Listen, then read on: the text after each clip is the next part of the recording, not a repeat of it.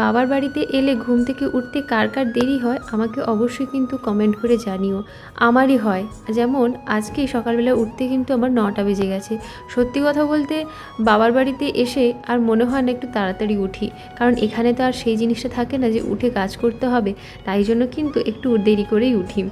আর আর সত্যি কথা বলতে আজকে সকালবেলায় উঠতে আমার একটু দেরি হয়ে গেছে কেন জানি না। এই সময়টা এমন হচ্ছে উঠতে ইচ্ছে নেই, গা হাতে কেমন টান ধরছে, যেন অলসতা লাগছে। আর সত্যি কথা বলতে কিছুটা অলসতামি করে উঠতেও ইচ্ছে হয় না, অনেক সময় শরীরেও ক্লান্তি থাকে। আমি কিন্তু উঠেই ফার্স্টে আমার রুমটা গুছিয়ে নিচ্ছি। এবার ব্ল্যাঙ্কেটটা ভাঁজ করে দেবো, মশারিটা তুলে দেবো। আর আমাদের বাড়িতে সকালে একটা দিদি আসে কাজ করতে, ও এলে বিছানা টিছানা কিন্তু ছেড়ে দেবে, তাই আমি শুধু জিনিসগুলো গুছিয়ে দিলাম, ও বিছানাটা ছেড়ে দেবে। আর বাইরে এই স্লাইড ডোরগুলো আমি খুলে দিয়েছি, কারণ একটু সূর্যের আলো ঢুকবে, যেহেতু মেঘলা হয়ে আছে তো কিছুতেই যেন একটা ভাপানি গরম রয়েছে, খুব অস্বস্তিকর একটা গরম।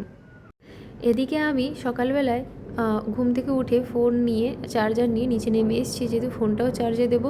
ওপরে চার্জিংয়ের পয়েন্ট রয়েছে, কিন্তু আর তো ওঠা হবে না দুপুরের আগে, তাই জন্য এখানে চার্জ দেবো বলে সব নিয়ে চলে এসেছি। আর এসে দেখি মা কিন্তু ঘুগনি রান্না করে রেখেছে, আর বাবা কিন্তু কলমি শাক নিয়ে এসছে।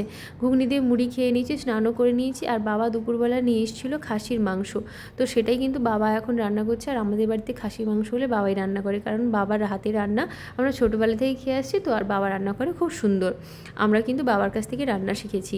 এটাও কিন্তু একটা স্মৃতি হয়েই থাকবে যে বাবার হাতের রান্না আমরা শিখে গেছি। বাবার জানি না কেন খাসি মাংসটা মাও রান্না করেছে, তবে বাবার মতো টেস্ট কখনো হয় না। এই যে দেখেছো কড়াইতে ঝোলটা ফুটছে, এই দেখেই না শান্তি মনে। তারপর খাওয়া দাওয়া করে একটু ঘুমিয়ে পড়েছিলাম। ঘুম থেকে উঠে দেখি মা আমাকে কিন্তু একটা মৌসম্বি লেবু কেটে দিয়েছে, এটা খেয়েই এখন বিকেলটা শেষ